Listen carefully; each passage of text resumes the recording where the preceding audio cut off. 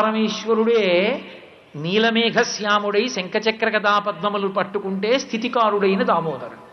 ఆ పరమేశ్వరుడే తెల్లగా మెరిసిపోతూ స్ఫటికమణినిభం పార్వతీశం నమామి అని కూర్చుంటే పరమశివుడు. శాకాంబరీతి శశిశేఖర వల్లభేతి గిర్దేవతేతి గరుడధ్వజ సుందరీతి అంటారు శంకరాచార్యుల వారు. ఎవరికి ఎప్పుడు ఏది ఇవ్వాలో ఆ వేషం పరమేశ్వరుడు కడుతూ ఉంటాడు. నీకు చదువు ఇవ్వాలని నువ్వు అడిగితే వీణ పట్టు కూర్చుంటుంది, డబ్బు ఇవ్వాలని అడిగితే పద్మంలో కూర్చుని అభయహస్తాన్ని చూపిస్తుంది. నీకు శరీర పటుత్వం కావాలి అని నువ్వు అడిగితే ఆమె రుద్రాణీ స్వరూపిణి అయి నీ ముందు కూర్చుంటుంది. నీకు ఏది ఇవ్వాలని నువ్వు కోరుకున్నావో దానికి అనుగుణమైన రూపంలో ఆవిడ కూర్చుంటుంది. ఆ స్వరూపమే నీకు చదివిచ్చినప్పుడు సరస్వతి, నీకు ఐశ్వర్యం ఇచ్చినప్పుడు లక్ష్మి. నువ్వు ఏదడిగావో దానికి తగిన వేషం ఆవిడ కట్టిందంతే తప్ప తత్వతః వస్తువునందు మార్పు లేదు.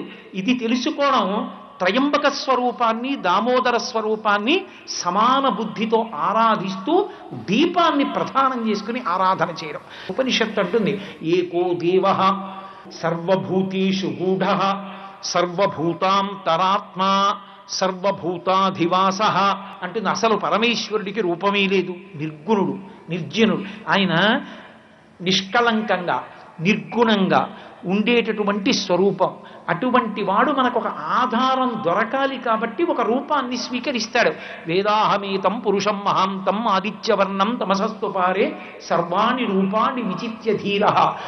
కృష్ణ భగవానుడు పరిత్రాణాయ సాధూనాం వినాశాయ చ దుష్కృతాం ధర్మ సంస్థాపనార్థాయ సంభవామి యుగే యుగే అంటాడు.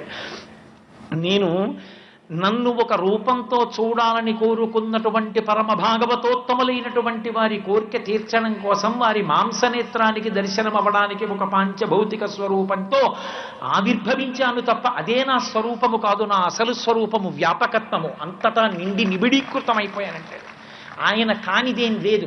అందుకే ప్రహ్లాదుడు ఇందుకలడు అందులేడని సందేహము వలదు చక్రి సర్వోపగతుండు ఎందెందు వెదకి చూచిన అందందే కలడు దానవగ్రని వింటే. నాన్న నువ్వు వింటే ఎక్కడున్నాడు విష్ణువు ఎక్కడున్నాడు విష్ణు అంటా ఏమిటి? వ్యాపకత్వము చేత అంతటా నిండిపోయాడు నాన్న అన్నాడు. అయితే నేను ఎక్కడ చూపిస్తే అక్కడి నుంచి వస్తాడా అని విష్ణు అన్నాడు. వస్తాడు నాన్న అన్నాడు. ఇప్పుడు ఆ చూపుడు వేలు ఎక్కడ ఆగుతుందో తెలియదు. ఆ చూపుడు వేలు ఎక్కడాగితే అక్కడి నుంచి రావాలి, కానీ అది ప్రసన్న స్వరూపంగా కుదరదు. ఎందుకని బ్రహ్మగారు హిరణ్యకశిపుడికి మాట ఇచ్చాడు, నువ్వు కోరుకున్నటువంటి వరాలన్నీ కూడా నిలబడతాయి. నువ్వు గాలిన్ కుంభిని అగ్ని అంబువల ఆకాశస్థలిన్ దిక్కులన్ రేలన్ ఘస్రమలం తమప్రభల భూరిగ్రాహ వ్యాలాదిత్య నరాది జంతు కలహవ్యాప్తిన్ సమస్త్రాస్త్ర శస్త్రాళిన్ మృత్యువు లేని జీవనములోకాధీశ ఇప్పించవే అని అడిగాడు.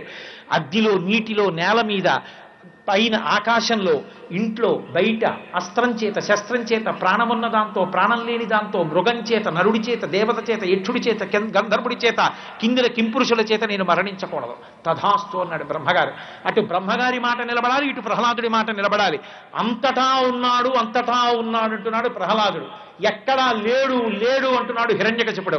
అంతటా ఉన్నాడని నిరూపించడానికి ఎక్కడ వేలు పెడితే అక్కడి నుంచి బయటికి రావడానికి ఈ బ్రహ్మాండమంతా కలిపి ఒక నరసింహం అయిపోయింది ఆ రోజున. పోతన గారు అన్నారు మహానుభావుడు, హరి సర్వాకృతులను కలండనుచు ప్రహ్లాదుండు భాషింప ఎందును లేడు లేడనుచు దైత్యుండు తర్జింప శ్రీనరసింహాకృతి దల్చనచ్యుతుడు నానా జంగమ స్థావరొక్కర గర్భంబుల అన్ని దేశముల బుద్ధండ ప్రభావంబునన్. ఒక పెద్ద నారసింహమైంది బ్రహ్మాండం. స్తంభాన్ని చూపించాడు, అందులోంచి బయటికి వచ్చి హిరణ్యకశిపుడిని సంహారం చేశాడు. అంతటా ఉన్నటువంటి పరమాత్మ ఒక సాకార రూపాన్ని దేనికి పొందుతాడంటే పరిత్రాణాయ సాధూనాం. ఉన్నాడని నమ్మినవాడు ఒక రూపంతో చూడాలని కోరుకున్న నాడు ఆయన కోసమని ఒక రూపంతో వస్తాడు. అది మొదటి ప్రతిజ్ఞ. అనుషంగికం వినాశాయ చ దుష్కృతాం, దుర్మార్గులైన వారిని శిక్షించడం రెండో పని. మొదటి పని అసలు ఆయనని విడిచిపెట్టి ఉండలేక ప్రేమించినటువంటి పరమ భాగవతోత్తములకి దర్శనమివ్వడమే మొట్టమొదటి కారణం. అలా రాగలిగినటువంటి వ్యాపకత్వం ఉన్నవాడు విష్ణుస్వరూపమైతే అదే వ్యాపకత్వంతో ఈ బ్రహ్మాండములన్నీ నిండిపోయినవాడు పరమేశ్వరుడు. సర్వం శ్రీ ఉమామహేశ్వర పరబ్రహ్మార్పణమస్తు. స్వస్తి.